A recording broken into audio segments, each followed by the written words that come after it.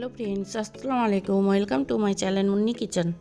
রান্না করব এঁচোড় কালিয়া। এঁচোড় কালিয়া রান্না করার জন্য এখানে দুটো আলু একটু বড় বড় করে কেটে নিয়েছি। এখানে 1 কেজির মতো এঁচোড় এরকম ডুমো ডুমো করে কেটে নিয়েছি। এবার একটা কড়াতে জল দিয়ে দিব এবং এঁচোড়গুলো সিদ্ধ করে নিব। এঁচোড়গুলো দিয়ে স্বাদ মতো লবণ, 1 চামচ হলুদ দিয়ে ঢাকনা দিয়ে সিদ্ধ করে নেব।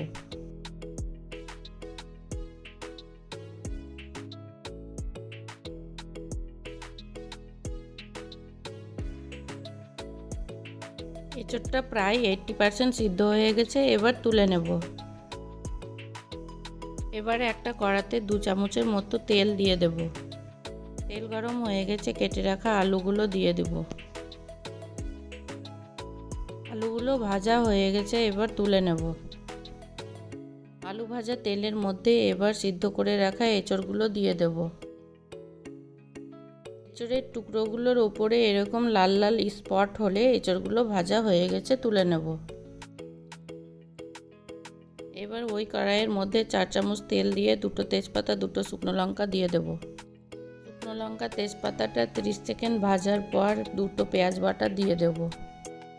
পেঁয়াজটা ভালো করে ভাজা হয়ে গেছে, 2 চামচ আদা রসুন বাটা দিয়ে দেব।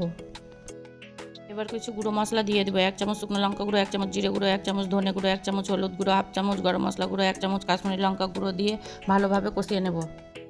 এবার 2টো টমেটো পেস্ট দিয়ে স্বাদ মতো লবণ দিয়ে দেব।